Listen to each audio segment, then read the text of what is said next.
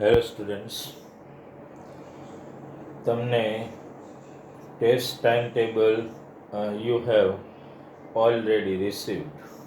Test timetable, right? I already sent the test timetable.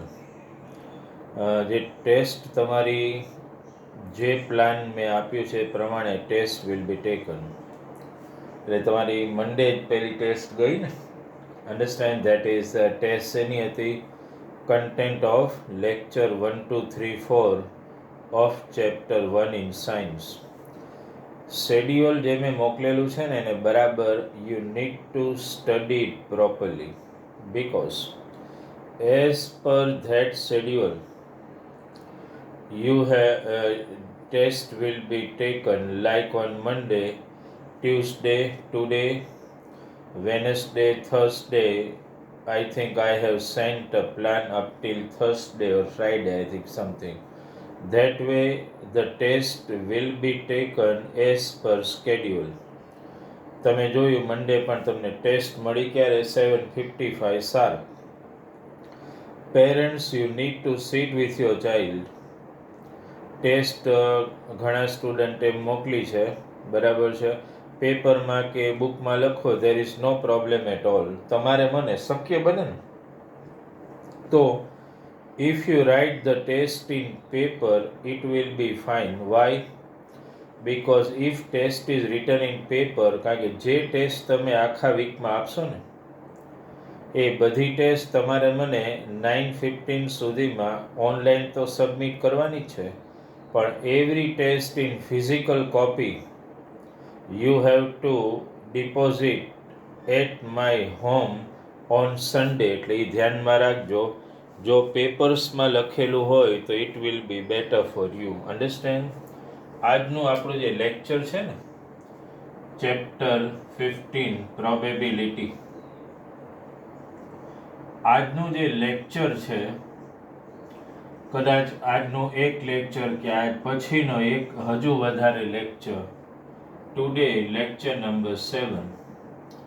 ધ્યાન એ રાખવાનું કે મેં લાસ્ટ લેક્ચરમાં આઈ પ્રોમિસ્ડ કે હવે આપણે જે ડિસ્કશન કરવાનું છે ને ધેટ ઇઝ ઓનલી ઓબ્જેક્ટિવ્સ. આનું ડિસ્કશન કરવાનું છે.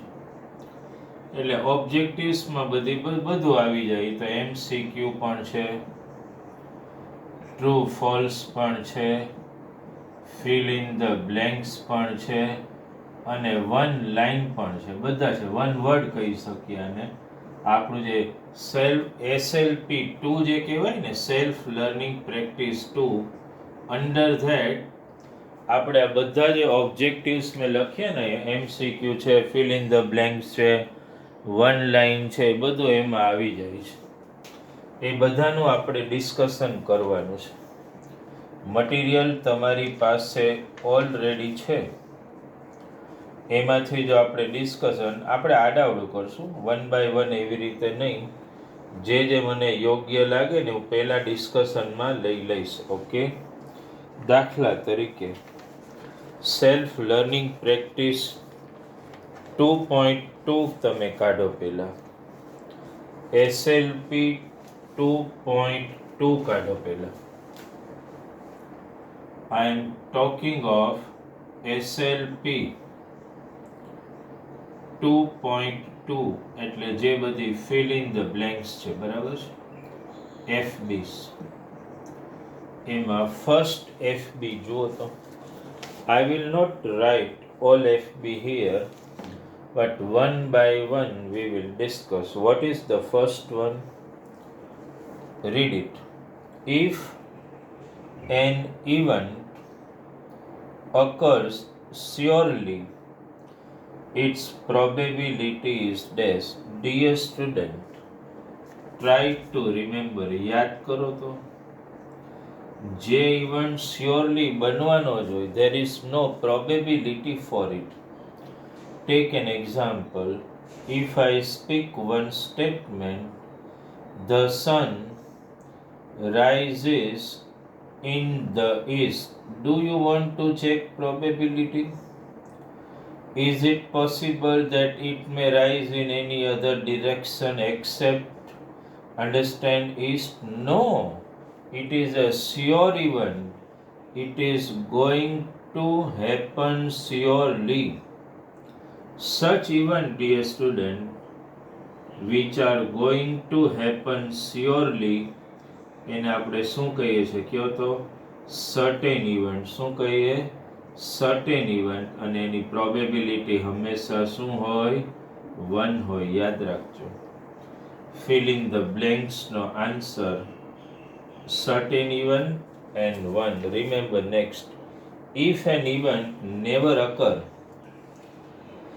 its probability is જે ઇવેન્ટ ક્યારેય બનવાનો જ નથી. સપોઝ એમ કહો the sun will set in the east, impossible. Sun will rise in north, impossible. Understand, rainbow can be seen in summer season, mostly impossible. So such event which are surely never going to happen. Suppose આપણે એવું કહીએ, take an example, Tirth. In a test of mathematics, Tirth will secure 105 marks out of 100. Tirth possible છે? No. Understand? તો એને impossible event કહેવાય. Such event જે possible જ નથી, they are called impossible event.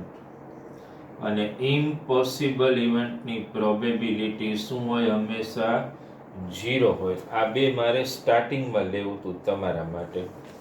હવે પાછા આપણે MCQમાં આવી જાય. આ એક વસ્તુ યાદ રાખજો તમે લોકો. પ્રોબેબિલિટી ઓફ સર્ટેન ઇવેન્ટ હંમેશા 1. યાદ રાખો, જે ઇવેન્ટ સ્યોરલી બનવાનો છે ને એની પ્રોબેબિલિટી હંમેશા 1 હોય. અને ઇમ્પોસિબલ ઇવેન્ટ એની પ્રોબેબિલિટી હંમેશા 0 હોય. હવે આપણે MCQ એટલે SLP એટલે આમાં અલગ અલગ રીતે આવતા જશું. બધા તો કાંઈ I do not want to guide you, બાકી તો જાતે કરવા પડે. SLP 2.1માં આપણે આવી જઈએ. આ બે વસ્તુ તમારે હાઇલાઇટ કરવી હતી, certain event and impossible event. Certain event has probability 1, impossible event has probability 0. હવે જો છોકરાઓ, ફર્સ્ટ MCQ વાંચો તો શું કીધું છે? Among the following dash cannot be probability of an event. એમાં જે D ઓપ્શન જે છે ને, D એમાં તમારે માઇનસ સાઇન કરવા, સોરી 4 ઓપ્શન, આ નહીં એ બીજો MCQ. આ 4 ઓપ્શન તમને આપ્યા છે. એમાં તમને શું ક્વેશ્ચન પૂછ્યો છે? Among the following dash cannot B the probability of N event. તો તમને એ તો ખબર ને છોકરાઓ, એક વસ્તુ તમે એ સમજી ગયા છો કે પ્રોબેબિલિટીની રેન્જ કેટલી છે? 0 less than or equal to probability of event કે less than or equal to 1. પ્રોબેબિલિટીની આ રેન્જ છે 0 અને 1 ની વચ્ચે. Probability neither negative never more than 1. તો આમાં એક ઓપ્શન એવો છે જો એમાં મોર ધેન 1 છે. કયો? 1.5. તો એનો મતલબ કે ડી ઓપ્શન એમાં આન્સર આવે. પ્રોબેબિલિટી કોઈ દિવસ 1 થી વધારે તો હોય જ નહીં ને. You understood Rudra? Probability has got a fix range. Diya ધ્યાન આપજો. Between 0 understand to 1. Jiya, probability 0 થી લેસ નહીં. 0 થી લેસ એટલે નેગેટિવ થાય, 1 થી વધારે નહીં. અન્ડરસ્ટેન્ડ? હવે સમજો જો છોકરાઓ. Second one very interesting. આ ફર્સ્ટ વનનો આન્સર તો ડી છે, એ ખબર છે તમને. બધા MCQ I will not discuss, અમુક ડિસ્કસ કરશું. સેકન્ડ વન જો શું કીધું છે વાંચો. 2 friends, physical copy you have, તેમાંથી રીડ કરો. 2 friends are born in year 2000. You all know the year 2000 is a leap year. which has 366 days. The probability that they have same birth date is dash. You understood this? આપણે એક Savita, we have done one example based on this, Savita and Hamida. એમાં એવું હતું, you have to find probability for same birthday and different birthday. તો same birthday માં યાદ છે આપણે શું લખ્યું હતું? 1/365. but because here leap year, તો શું આન્સર આવે બોલો? 1/365. એટલે સી સોરી 1/366 એટલે ડી આન્સર આવે ને. લીપ યર છે એટલે એમાં 366 ડેઝ હોય ને, એ રીતે. થર્ડ એમસીક્યુ આપણે નહીં કરીએ, આલ્ફાબેટ વાળો તો આવડે જ તમને. 4 એ નહીં કરીએ, એ ડાયસ વાળો છે, એમાં તો એ 4 કરતાં તો ડિફિકલ્ટ એમસીક્યુ તમે કરી ગયા છો. હવે જુઓ ધ 5th વન, એમાં ધ્યાન આપજો બરાબર, થોડું માનવે અઘરું છે. ધ પ્રોબેબિલિટી, દેવર્સ ધ્યાન આપજો, of a leap year having 53 Fridays. આના ઉપર થોડું લોજિક આપણે એપ્લાય કરીએ. 53 ફ્રાઈડે, અન્ડરસ્ટેન્ડ? અને એ પાછું શેમાં? લીપ યરમાં. જો આ બે વર્ડ પહેલા કેચ કરું, લીપ યર. હવે એક વસ્તુ બરાબર ધ્યાન આપો દેવર્સ, તમે લોકો મિત. લીપ યરમાં કેટલા ડેઝ હોય કયો તો મને? 366 ડેઝ. આ તો ખબર જ હોય ને. એકચ્યુઅલી યર ખરેખર જો નોન લીપ યર હોય ને તો 365 ડેઝ હોય, આપણે બધાને ખબર છે. નોન લીપ યર હોય તો આમાં પણ જો આપણે પહેલા નોન લીપ યરની વાત કરીએ, લીપ યરમાં પછી જઈએ, બરાબર સમજો. 365 ડેઝ હોય તો એમાં કેટલા વીક આવે?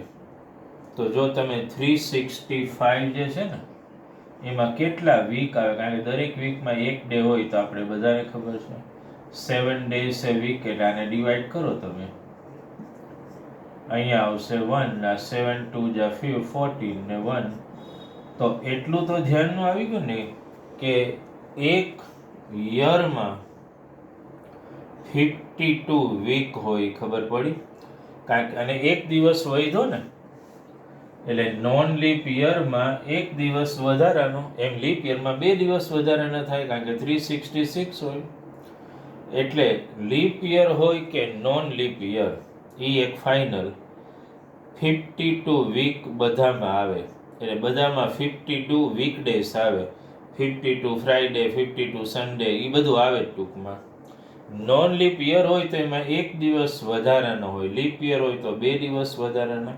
તો અહીંયા લીપ યર જ છે ને, નોન લીપ યર નથી. તો 364 ડેઝ હોય એટલે 52 ફ્રાઈડે તો આવી ગયા. હવે વધ્યા બાકીના 2 દિવસ, સમજાય છે ને? લીપ યરમાં 366 ડેઝ હોય, એમાં 364 એટલે 52 વીક્સ તો આવી ગયા. એટલે 52 સન્ડે તો ફાઇનલ, ફ્રાઈડે ફાઇનલ. બાકીના જે 2 દિવસ વધ્યા કે નહીં, એ 2 દિવસમાં કયા 2 દિવસ વધ્યા કયો તો? 365 અને 366. ધ્યાનમાં આવે છે ને તમને? જો કહું છું રુદ્રા, 364 એટલે તો 52 ફ્રાઈડે, વાત પતી ગઈ. એટલે 52 ફ્રાઈડે તો દુનિયાના બધા યરમાં હોય, લીપ યર હોય કે નોન લીપ યર. હા, લીપ યર હોય ને તેમાં વધારાના 2 દિવસ આવ્યા કે નહીં, એ વધારાના 2 એટલે કયા? 365 અને 366. તો આ બેમાંથી જરૂરી છે કે આ ફ્રાઈડે હોય કે આ ફ્રાઈડે હોય? એવું બને ને, આ થર્સડે ને આ ફ્રાઈડે હોય, આ મંડે ને આ ફ્રાઈડે હોય, એક ફ્રાઈડે હોય, તો એનો મતલબ કે આ જે 2 દિવસ હોય ને એમાંથી કોઈ એક ફ્રાઈડે હોય, બાકીનો તો વીકડે આવે ને 7માંથી. એટલે પ્રોબેબિલિટી શું આવે કયો તો મને? આ 2 દિવસ જે બાકી છે ને એમાંથી ફેવરેબલ આઉટકમ ફ્રાઈડે આવવા માટેનો, બાકીના દિવસે આવી શકે ને, એટલે 2/7 આનો આન્સર આવે. શું? 2/7. એટલે કયો ઓપ્શન એમાં તમે કરેક્ટ કરશો? બી આવશે. કયો ઓપ્શન આવશે? બી. સમજાય ને તમને? યાદ રાખવાનું, યરમાં 53 વર્ડ આવ્યો નથી અને લખવાનું તરત. જો અહીંયા 53 આપે, ગમે તે દિવસ આપે, લીપ યર આપે એટલે 1/7, કારણ કે leap year non leap year એટલે સમજાય ને 364 પ્લસ 1 એટલે યાદ દિવસ. તો એ તો ગમે તે હોય ને, કાંઈ જરૂરી છે અહીંયા હોય એ જ આપ્યો હોય, એટલે 7માંથી ગમે તે હોય. એટલે ફેવરેબલ આઉટકમ એક હોય પણ 7માંથી ગમે તે હોઈ શકે. એટલે જો અહીંયા આવો વર્ડ હોત 52 ફ્રાઈડે અને નોન લીપ યર, તો આન્સર 1/7. લીપ યર એટલે 2/7. યાદ રાખજો, આ બહુ ઇમ્પોર્ટન્ટ છે. 7 જાતે કરવાનું, 8 પણ સમજાઈ જશે. 9thમાં થોડી હાઈલાઇટ આપું, કારણ કે leap year non leap year વાળું છે. જો શું છે આ, એક પહેલા મને એ કહો, પહેલા તમે આને એનાલિસિસ કરો તો પછી હું મંથ વાળા સમમાં તમને લઈ જાઉં. આ એક પહેલા તમારા માઇન્ડમાં આ વસ્તુ ક્લિયર છે કે નહીં એ મને કહો. પહેલા ક્લિયર થઈ ગયું? કોઈ પણ યર હોય એ પછી લીપ યર કે નોન લીપ યર, બધામાં 364 ડે તો મિનિમમ છે જ. એટલે બધામાં 52 વીક ડેઝ હોય ને હોય, કારણ કે 52 વીક હોય. એટલે અહીંયા 52 ફ્રાઈડે, સન્ડે, મંડે, ટ્યુઝડે, વેનસડે, થર્સડે, સેટરડે બધા આવે. પણ 53 આવે ને એટલે તમારું મગજ તરત દોડવા માંડવું જોઈએ. નોન લીપ યર છે 1/7, લીપ યર છે 2/7, બીજું કાંઈ આવવાનું નથી. જો તમારી માઇન્ડસેટમાં મેં કેમ ઓલા કાર્ડવાળો સમ હતો એમાં બેઝિક કીધું તો બેઝિક મગજમાં હોવું જોઈએ. બેઝિક મગજમાં હોય એટલે ક્લિયર થાય જ. આઈડિયા આવી ગયો, મગજમાં બેસી ગયો. શું કીધું મેં? 52 ડેઝ બધામાં હોય. તમને એક્ઝામમાં કન્ફ્યુઝ કરાવ પૂછે તો the probability of leap year having 52 Friday, તો એ સર્ટેન ઇવેન્ટ હોય, એમાં બધા 1 લખીને આવજો. એ તો સર્ટેન પ્રોબેબિલિટી. ગમે યર હોય, લીપ યર કે નોન લીપ, એમાં 52 વીક ડેઝ હોય ને હોય. નોન લીપ હોય તો 1/7, 53 માટે. લીપ હોય તો 2/7. ઓકે, હવે જો આ 9th વન છે ને એ થોડો મંથ વાળો છે. તમે એટલું ધ્યાનમાં રાખો. મને પહેલાં just answer my one question. Rokaiya, leap યરથી સકીના તને પણ લીપ યરથી દેવર્સ કયા મંથને ફરક પડે એ મને કહો. આ તો this is just a primary knowledge and concept you all have. Leap year હોય કે નોન લીપ યર, એક જ મંથને ફરક પડે. કોને? ફેબ્રુઆરીને, બાકી કોઈને નહીં. બાકી તો બધામાં જે ડેસ છે એ જ છે. એટલે યાદ રાખો, મંથ રિલેટેડ કોઈ પણ એમસીક્યુ તમારી સામે આવે ને, મંથ રિલેટેડ કહું છું, એટલે તમારું માઇન્ડ તરત જ ક્લિયર હોવું જોઈએ કે ભાઈ ફેબ્રુઆરી હોય તો ફરક પડે, બાકી કાંઈ ફરક પડે નહીં. કારણ કે દરેક મંથ હોય, ફેબ્રુઆરી સિવાયના એ બધામાં મિનિમમ 30 ડેઝ અને 31 ડેઝ એવું તો છે જ. હવે આપણે જો વાંચો 9th one. The probability of the month of December in any year. શું કામ અહીંયા એની યર વર્ડ આપ્યો? કારણ કે ડિસેમ્બરને શું ફરક પડે? Either it may be leap year or non leap year. Month of December in any year having 5 Saturday. પહેલાં એક વસ્તુ છોકરા આ ક્લિયર કરી લો. 5 સેટરડે એવો વર્ડ આવે, જરૂરી નથી સેટરડે જ આવે, ગમે તે વર્ડ આવે. હવે તમે જેમ આપણે આમાં કેમ 52 વીક એમ આમાં એવું વિચારીએ કે એક મંથ હોય ને, મંથમાં કેટલા ડેઝ હોય કયો? કાં તો 28 ફેબ્રુઆરી હોય તો, બાકીના બીજા 4 હોય તો 30 ડેઝ, ખબર જ છે. એટલે બાકીના હોય તો 31 ડે. એટલે 28, 13, 31 3 ટાઈપના જ મંથ હોય. હવે સમજો, એક મંથમાં મિનિમમ કેટલા વીક આવે? તો આપણે મિનિમમને ડિવાઈડ કરો, આને ડિવાઈડ કરો, હાલો ગમે ને કરો. 31 7 થી ડિવાઈડ કરો, 7 4 જા 28, 3 વધ્યા. આને ડિવાઈડ કરો તો 2 વધત, આને ડિવાઈડ કરો તો 0 આવત. આનો મતલબ એક તો ક્લિયર છે ને કે દરેક મંથમાં 4 વીક તો હોય જ એટલીસ્ટ. અન્ડરસ્ટેન્ડ? 4 વીક હોય એનો મતલબ કે 4 સેટરડે, 4 વીકડે બધા હોય જ ને. જો કોઈ પણ મંથ હોય એમાં 4 વીકડેઝ બધા હોય. 4 મંડે, 4 Tuesday, 4 Wednesday, 4 Thursday, 4 Friday, 4 Saturday. પણ 5 આવવા માટે તમારે મંથને ટાર્ગેટ કરવો પડે. કયો મંથ આપ્યો છે? કયો મંથ છે બોલો? ડિસેમ્બર. તો 7 4 જા 20, એટલે 4 વીક કાઢો એટલે 4 સેટરડે તો આવી જ ગયા એમાં, એટલે 28 ડેઝ નીકળી ગયા ડિસેમ્બરમાં. તમારે આમ જ ખાલી કરવાનું છોકરાઓ, ક્યારે પણ સમ આવે એટલે એ મંથ કયો છે પહેલાં જોવાનું. જો અહીં ડિસેમ્બર છે તો 31 મૂકી દેવાના, એના જે ડેઝ હોય એમાંથી 28 માઇનસ કરજો. યાદ રાખજો 7 4 જા 28. શું આવ્યું બોલો? 3 આવ્યું. બસ 3/7 પતી ગયો આન્સર. કારણ કે 28 એટલે 4 વીક તો થયા જ, બાકી કેટલા દિવસ વધ્યા? 29 30 31, 3 દિવસ. તો એ 3માંથી કોઈ પણ એક સેટરડે હોઈ શકે ને. અન્ડરસ્ટેન્ડ? જરૂર નથી કે પહેલો સેટરડે હોય, બીજો હોય કે ત્રીજો. પહેલો સેટરડે હોય તો બાકીના બે બીજા વીકડેસ હોય ને, એમ ધ્યાનમાં રાખવાનું. 3/7. અન્ડરસ્ટેન્ડ? હવે યાદ રાખો, બધી મંથની બ્લેન્ક હું સોલ્વ નહીં કરાવું, પણ એટલું તો ક્લિયર થઈ ગયું ને. જે મંથ હોય ને એમાંથી 28 માઇનસ કરવાના. મને કંઈ એપ્રિલ આપ્યો તો શું કરે બોલો? 5 સેટરડેમાં તો એપ્રિલના ડે બોલો, જે અમે ડિસેમ્બર લખ્યું એપ્રિલ લખો. 30 માઇનસ 28 કેટલા આવ્યા? 2/7. જેમ ઓલામાં આ વર્ડ છે ને 53, એમ મંથમાં આ વર્ડ આવે 5, કારણ કે 4 તો બધામાં આવે જ. કોઈ પણ મંથ હોય, આમાં ફેબ્રુઆરી હોય તો એમાં તો 28 માઇનસ 28 0. અન્ડરસ્ટેન્ડ? તો એટલું યાદ રાખજો, ફેબ્રુઆરીમાં 4 વીકડેસ આવે એની પ્રોબેબિલિટી હંમેશા શું હોય? સર્ટેન ઇવન્ટ, કારણ કે એમાં 4થી વધારે આવે જ નહીં ને 28 ડેઝ. લીપ યર હોય તો 29 માઇનસ 28 1/7. જે પણ મંથ તમને આપે, તમે એમસીક્યુમાં છે ને અમુક બેઝિક ક્લિક કરી લેવાનું માઇન્ડમાં. જે મંથ આપે એના ડેસ લખી 28 માઇનસ જે આવે /7, એની પ્રોબેબિલિટી થઈ જાય. આઈડિયા આવે છે તમને? કોઈ પણ મંથ આપે, માર્ચ આપ્યો તો માર્ચ 31 માઇનસ 28 3/7.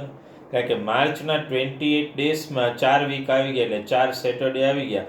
બાકીના જે 3 ડેઝ વધે ને એમાંથી કોઈ પણ એક can be the Saturday. Idea આવી ગયો?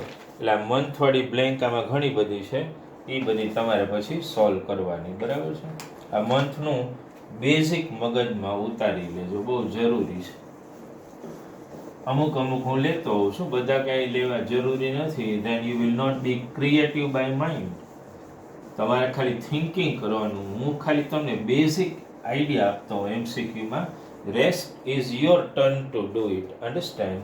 માની લો તમને એ તો ખબર જ છે ને છોકરા. હવે જે આપણે બ્લેન્ક ગણીએ ને કે એમસીક્યુ, એમાં આ યાદ રાખજો, એક પ્રોબેબિલિટી હંમેશા પોઝિટિવ હોય તો બીજી પ્રોબેબિલિટી હંમેશા નેગેટિવ હોય. આ બંનેનું એડિશન 1 થાય. આ ઇવેન્ટ થાય એના માટે, ન થાય એના માટે. આને રિલેટેડ કોઈ પણ એમસીક્યુ તમને આપે, માની લો કે આપણે સપોઝ એકાદ અહીંયાથી ગણીએ 15મો જુઓ તો 15માં એમસીક્યુ જો સેલ્ફ લર્નિંગ પ્રેક્ટિસ SLP 2.1માં જુઓ તો તમને શું આપ્યું છે બોલો? P of A આપેલું છે. P of A શું આપ્યું છે બોલો? 0.54. તમને એવું કીધું છે કે P of A bar find કરો. તો કરવાનું શું? કંઈ નહીં, આ ફોર્મ્યુલા તો ખબર જ છે. P of A plus P of A બાર, એક પોઝિટિવ ઇવેન્ટ એક નેગેટિવ ઇવેન્ટ. ટોટલ હંમેશા પ્રોબેબિલિટીનું 1 જ હોય. આ 0.54 plus P of A bar equal to 1. Transfer કરી નાખો તો P of A bar equal to 1 minus 0.54. Understand? એટલે 0. કેટલું આવશે? 54માં 6 એડ કરો એટલે 60, 46 એટલે આવી ગયા આન્સર. બહુ જ સિમ્પલ છે આમાં તમારે P of A plus P of A બાર એ યાદ રાખો એટલે બહુ થઈ ગયું. એના ઉપર બેઝ બધા સમ આવે ટૂંકમાં. Understood? Most of the sum are based on this only. Idea આવે છે તમને? સિમ્પલ છે. માની લો કે આમાં કોઈ પણ લેવું હોય તમારે, એકાદ આપણે આ લઈએ, માની કોઈ 18 લો. ફોર્મ્યુલા આ મગજમાં રાખવાની, પછી એની જગ્યાએ B આવે, C આવે, D આવે, ગમે એનાથી કોઈ ફરક નથી પડતો. જો આપણે 18 લઈએ, વાંચો તમે એમાં. P of A is to P of A બાર. વાંચો પહેલા. P of A is to P of A bar equal to 3:2 એવું કીધું છે. Then find P of A. આમાં સપોઝ કરવાનું. ધ્યાન આપજો માનવ બધા. આવું આપ્યું P of A is to P of A bar equal to શું કીધું છે તમને 3:2 એવું કીધું છે. આપણે શું કરવાનું ખબર આવું ખબર ને રેશિયો આવે એટલે સપોઝ આપણે કરતા હોય let P of A equal to 3x યાદ કરો આપણે આવું કરતા હોય દેવર્સ પી of B P of A બાર બેને આપણે x ના ફોર્મેટમાં સપોઝ કરી શકીએ ને 2x. હવે તમને ખબર તો છે જ બેનું એડિશન 1 થાય. હું અહીંયા કન્ટિન્યુ કરું છું આગળ. અહીંયા આપણે યાદ રાખો રેશિયો આવે તો હંમેશા એવું x સપોઝ તો આપણે પહેલાં કરતા રહી કાંઈ આપણા માટે નવી વસ્તુ નથી. અહીંયા પી ઓફ એ ને પી ઓફ એ બારનો રેશિયો 3:2 એટલે 3:2 લીધું. હવે આપણે બેઝિક ઇક્વેશન તો તમને ખબર જ છે પી of A bar equal to 1. આમાં વેલ્યુ મૂકો. પી ઓફ એ એટલે શું છે બોલો 3x આ 2x ઇક્વલ ટુ 1.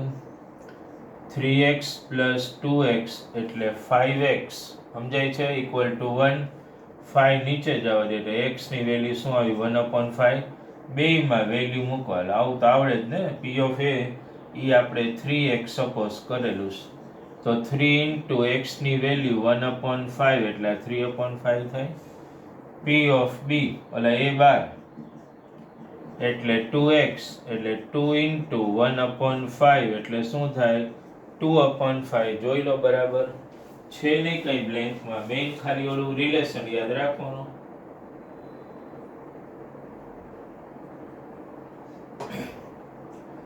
એમાં ગમે તે બદલાય એના બદલે બી આવે સી આવે ડી આવે એનાથી કોઈ ફરક પડતો નથી. બેઝિક મગજમાં રાખો પી of A plus P of A bar equal to 1. એ એક બેઝિક મગજમાં રાખવાનું ખાલી. બરાબર છે. તો એક જાતે ગણો. એ પછી ગમે તે આપણે 1 માંથી માઇનસ જ કરવાનું તો આવે તમારે. અન્ડરસ્ટુડ. તો આ એક વસ્તુ ધ્યાનમાં રાખજો. આ બધા એમસીક્યુ છે. અમુક ફિલ ઇન ધ બ્લેન્ક છે. ટ્રુ ફોલ્સ છે. ટ્રુ ફોલ્સમાં બધા હું ન દઈ શકું અને બધા કરાવીએ ન શકું કારણ કે you have to do it by yourself. તમે જાતે ગણશો અને ક્યાંય અટકશો તો જ તમને ક્લિયર થશે કે આમાં શું કરવું. ને પાછળ મેં બધા આન્સર્સ આપેલા છે. પ્રોબેબિલિટીની રેન્જ એ તમને ખબર. જો એકાદ આપણે એસએલપી અહીંયા મેન્શન કરું છું 2.3 જુઓ તો એનો હું એક નંબર તમને ગણાવું છું. કયો એનો નંબર નહીં 2.3 તો નહીં એમાંથી તો ઇઝી છે. એ તો ટ્રુ ફોલ્સ છે. 2.4 ની વાત કરું છું. એસએલપી 2.4 જુઓ એમાં એક નંબર આપેલો છે નંબર 2. બરાબર ધ્યાન આપજો. એનો નંબર 2 ગણાવો. એમાં પી of A minus P of A bar equal two 0.4 આવું આપ્યું છે. જો તમે બરાબર પી of A minus P of A bar equal two 0.4 એવું આપેલું છે. તમારે પી ઓફ એ ગોતવાનું છે. એમાં કરવાનું શું આ એક રિલેશન તો આપેલું છે. એક આપણે જાતે મેં અહીં લખી નાખો પી of A plus P of A bar equal to 1. સ્કૂલમાં કદાચ લિનિયર ઇક્વેશન ચાલ્યું હોય કે ન ચાલ્યું હોય એટલી તો ભાન પડે ને. આ માઇનસ ને આ પ્લસ એ ઉડી જાય. આ P of A plus P of A એટલે 2 પી ઓફ એ કહી શકાય. આ 1 ને 0.4 એટલે 1.4 થાય.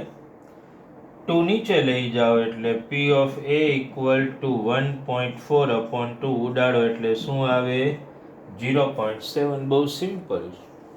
એટલે આ બધા એમસીક્યુ ને જે અમુક પ્રેક્ટિસ કર્યા ને આપણે તમારે આખી સેલ્ફ લર્નિંગ પ્રેક્ટિસ જે છે ને આખી એ 2.1 2.2 2.3 ને 2.4 એ આખી તમારે જાતે ઇન ધ સેન્સ મેં મેક્સિમમ આઈડિયા તો આપી દીધો તમને.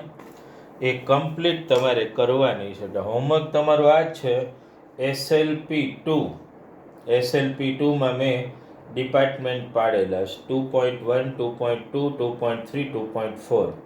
2.1 એટલે એમસીક્યુ પછી 2.2 એટલે બ્લેન્ક્સ આવે 2.3 ટ્રુ ફોલ્સ અને 2.4 એટલે બધા વન વર્ડ આન્સર. અમુક તમને કદાચ મે બી ડાઉટમાં આવી શકે, અમુક મેં ઇન્ટેન્શનલી નથી કરાવેલા.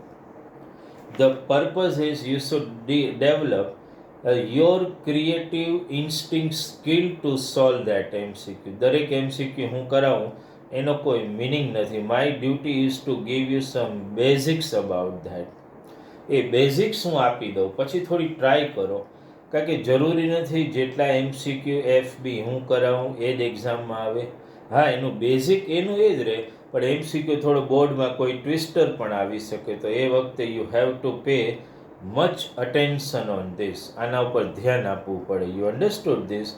તો આ રીતે આપણે આજે in today our lecture number 7 we are completing the topic of probability. પ્રોબેબિલિટીનું આખું ચેપ્ટર અહીંયા પૂરું થાય છે. તમારું જે ટેસ્ટ કે સ્કેડ્યુલ છે એમાં પ્રોબેબિલિટીના જે રીતે ટેસ્ટ છે, પછી નેક્સ્ટ ટેસ્ટ જે આવશે ને એમાં હવે આ બધા લેક્ચરની ટેસ્ટ આવશે ને પછી ફૂલ ચેપ્ટરની. એ રીતે ફૂલ ચેપ્ટરની તૈયારી કરો ત્યારે મારા મટીરિયલ સિવાય કંઈ કરવાનું નથી. એના એક એક સમ અપ ટુ ડેટ વેરીફાઈ કરી નાખો એટલે બધું આવડી જશે. ક્લિયર થઈ ગયું? અપ ટુ ડેટ બધા સમ ગણી નાખવાના, એકવાર બધા રિવાઇવ કરી નાખવાની એટલે બધી વસ્તુ આવડી જશે. This is enough for you. You understood this? So dear student, even at home work hard. Test ગઈકાલે આવી ગઈ છે. આજે તમારી પાછી મેથ્સની ટેસ્ટ છે. તો એમાં મેં લખ્યું હોય કે કન્ટેન્ટ ઓફ ધીસ લેક્ચર, તો એ તમારે 4 લેક્ચરને રિવાઇવ કરવાના. એમાં મેં જે હોમવર્ક આપ્યું એ મટીરિયલમાંથી જો એ બધા સમમાંથી હું કોઈ 1 કે 2 સમ પૂછીશ, 10 જ માર્કની તો તમારી ટેસ્ટ હોય છે. અન્ડરસ્ટુડ? ઓકે ડિયર સ્ટુડન્ટ, થોડી મહેનત કરો, હોમવર્ક વ્યવસ્થિત મોકલો. અન્ડરસ્ટેન્ડ? સારા રાઇટિંગમાં દેવર્સ યુ હેવ ઇમ્પ્રુવડ અ લોટ.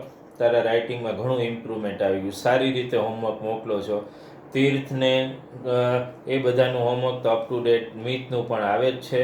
દેવર્સ થોડું સ્ટાર્ટિંગમાં મને 1-2 દિવસ એવું પેલું રહ્યું કમ્પ્લેન જેવું, પણ પછી અપ ટુ ડેટ ઘણું નીટ એન્ડ ક્લીન તારું વર્ક આવે છે. તો ધેટ્સ ગુડ પ્રોગ્રેસ. ઓકે બેટા? સો વર્ક હાર્ડ, દરેક ટેસ્ટ અપ ટુ ડેટ આપો. અને પેરેન્ટ્સ પ્લીઝ ટેસ્ટ તમારી પ્રેઝન્સમાં જ દેવડાવો. આઈડિયા આવી ગયો તમને? Okay, thank you very much.